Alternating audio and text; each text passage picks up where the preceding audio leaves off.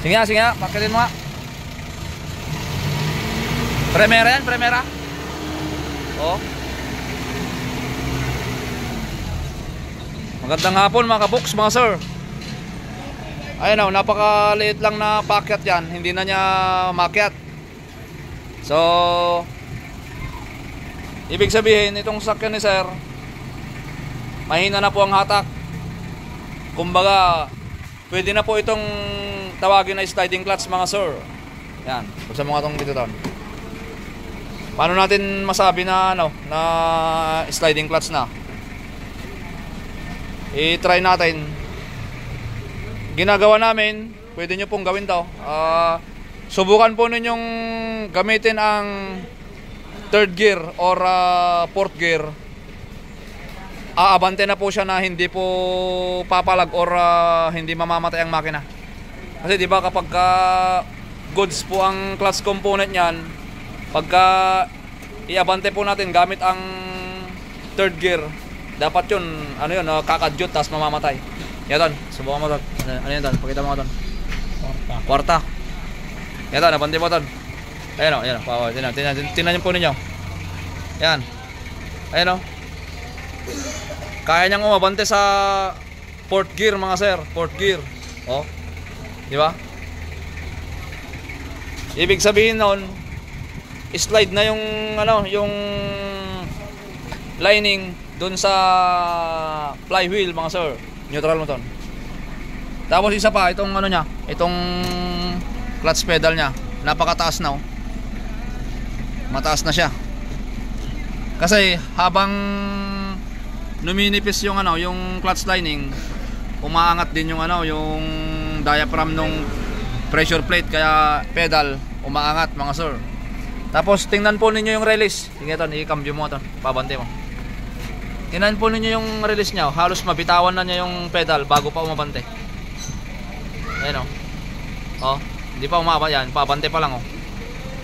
Halos ano na, halos nakasagad bitaw na po tong pedal mga sir. Yan. Mitsubishi Adventure sliding clutch, sabi po nung may-ari. Pero yun nga, share lang po natin kung paano natin malaman. Siyempre pagdating po sa highway nito, pagka primera, segunda, tercera, basta pag ginamit nyo po yung bawat gears, mararamdaman nyo na po na hindi na po talaga masyadong bumibira or umaarangkada mga kabuks mga sir. Mahina na yung ano nya, yung power. Mamaya kapag naibaba po namin to, ipapakita ko po sa inyo yung itsura ng clutch lining tsaka mga component nya sa loob. Okay, babalikan ko po kayo. Eto na mga sir, mga kabuks. Ayan o, dito sa flywheel side, halos sumagad na din sa mga rivets po nya. Pero dito sa may pressure plate side, ayan, talagang naubusan na mga sir. Ayan o, tinamaan na po itong ano nya, mga rivets nya.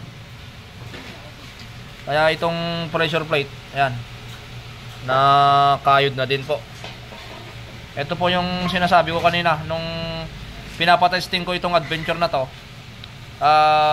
Positive, talagang sliding nga talaga. Okay mga kabuks, share lang po natin. Kapag sliding po siya, syempre unang-una, kapag pinapatakbo po ninyo, nawawala na po yung power nya, yung hatak nya. Tapos dun sa dinemo po natin na paano nyo malaman kung talagang nag-slide na siya, yung isa pang way, yung isip po ninyo sa sa third gear o fourth gear. Kapag umabante po siya na hindi man lang mag-vibrate o pumalag ang makina, na hindi man lang siya maghihingalo o mamamatay, positive po yun na sliding na po talaga. Ibig sabihin itong itong lining hindi na makapit, hindi na kumakapit. Kaya po natin tinawag na sliding mga sir. So maraming salamat po sa inyo. Thank you. Bye bye.